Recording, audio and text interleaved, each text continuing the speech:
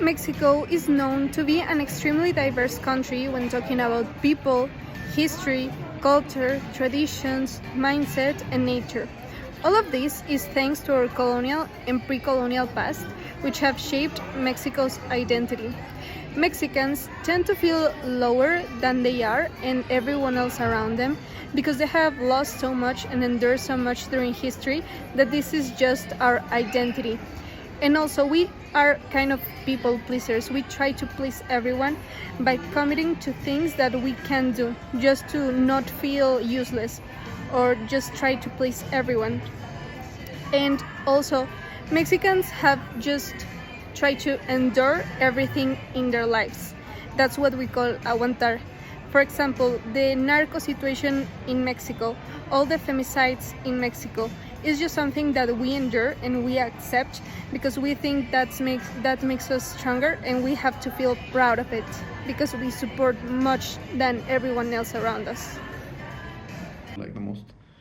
Then, how does colonial history influence its present? Well, in Mexico nowadays we have like Mexico is I think like 70% Spanish culture and the other 30 Mexican, because like we have really industrialized like life, and like most of Mexicans, mainly like high class Mexicans, are not that proud of its culture, of their culture. I mean, and I mean like nowadays we enjoy some of the things that the Spanish gave us, and I'm not saying they were better than us, but yeah, there's like some things that got mixed between Mexican and Spanish that we enjoy today. So, well, we have again the thing that they don't talk a lot about the colony times in Mexico, only that there was a lot of killings, and yeah, like it was horrible, but that's like the main things.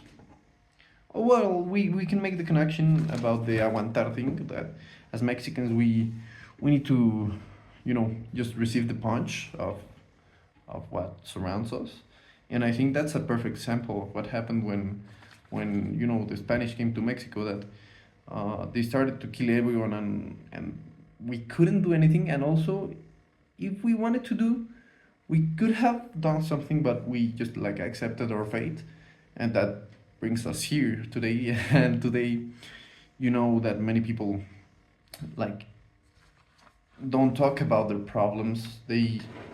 That's why in Mexico we have like a lot of cases of suicide and stuff like that, because we really don't talk about what is happening to us, like, and we save the problems for ourselves. Then, uh, what verb represents the nation spirit today? More than aguantar, I think that today suffer. Well, there's a lot of verbs that could describe Mexico. It depends on which Mexico you're looking at. Because if you're talking about cultural Mexico, you could use like beautiful or something like that. Because Mexico talking about like cultural aspect Mexico, or uh, um, yeah, like if you talk about culture and the landscapes, nature, we could say really amazing things about Mexico, and we could feel like really proud of our nation.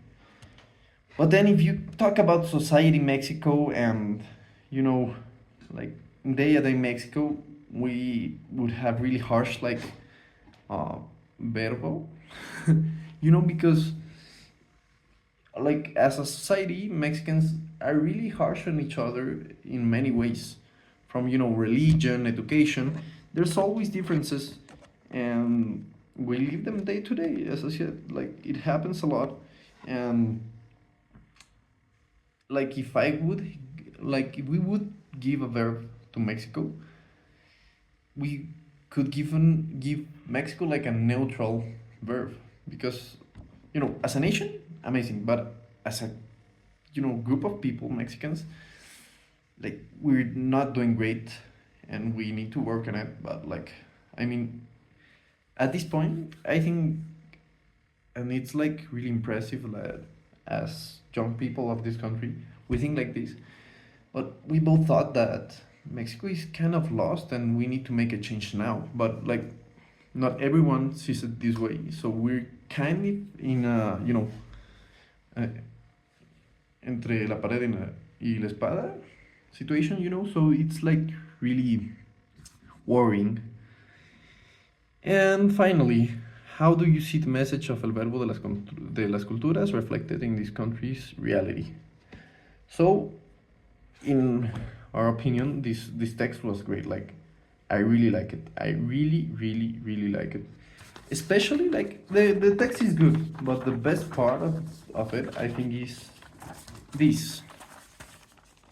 Un vistazo al verbo. This page right here was like, wow, like really, it was full of information.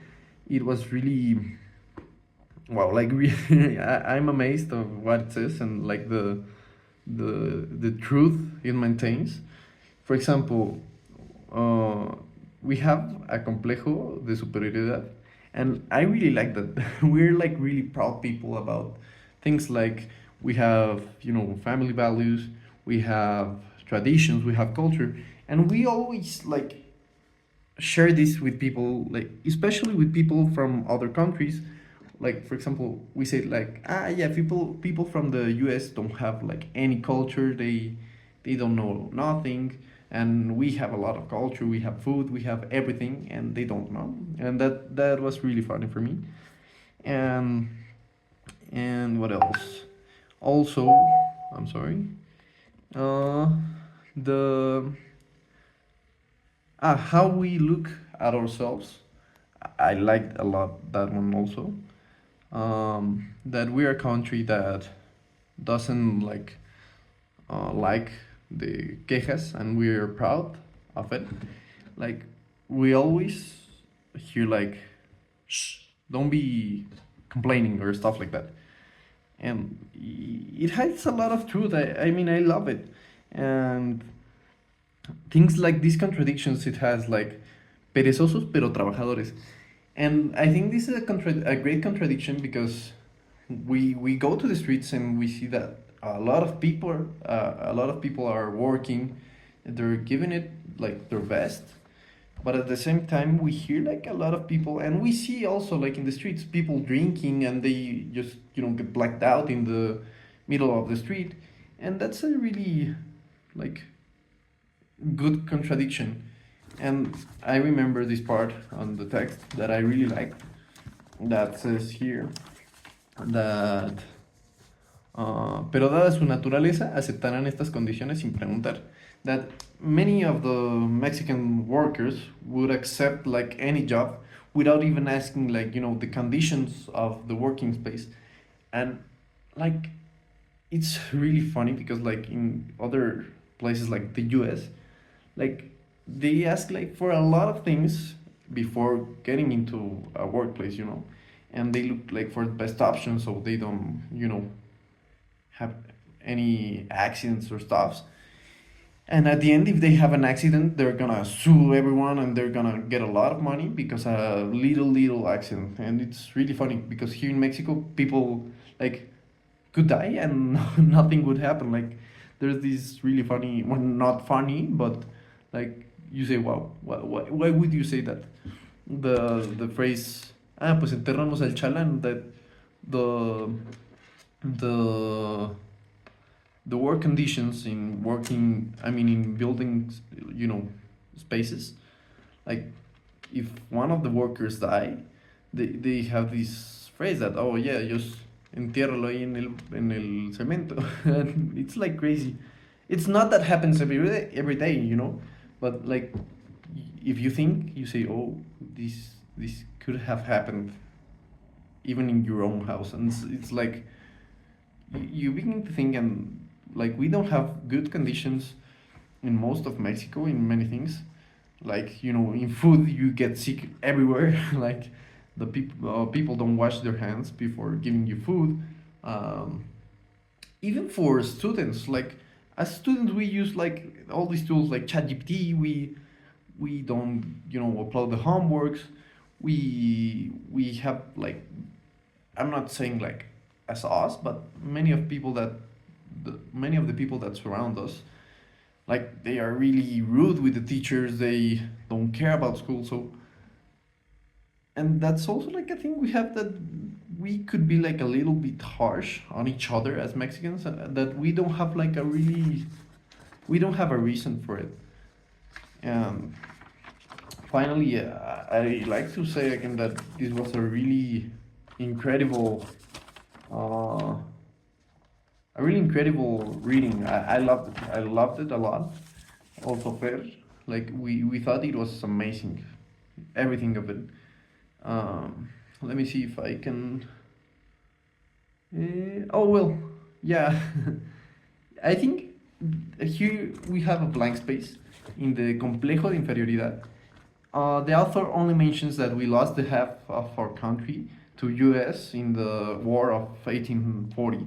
So I think like as Mexicans, there's a lot of things that makes us feel inferior in a way.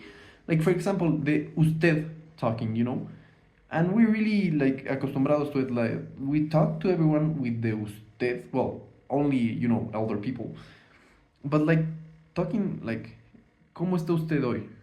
You're like making yourself smaller to an older person, and this makes you like directly inferior, and I don't like it. I do it because of respect and education and etc. But I feel that's making yourself, inferior. Or when you,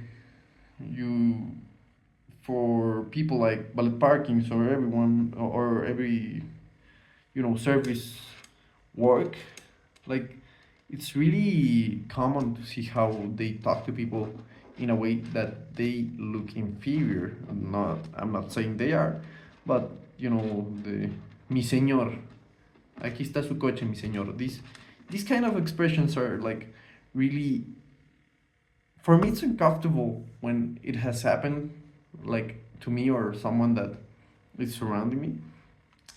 It's like, why would you put yourself in that situation that you're making yourself less, you know? So that's like the only thing I would like to add up to the reading. And like cliches y stereotypos also, like that was a really bad part of the reading. Like Mañana y La Venganza de Moctezuma. Like, come on, like there's, as a Mexican guy, like there's like an infinity amount of cliches and stereotypos and funny words. Like I feel Mexico is a really funny environment because you can express a lot of things, and you can be laughing all day only because of the vocabulary, and it's like really, really funny and cool to laugh with words. And yeah, that's almost it, Gemma. And thank you again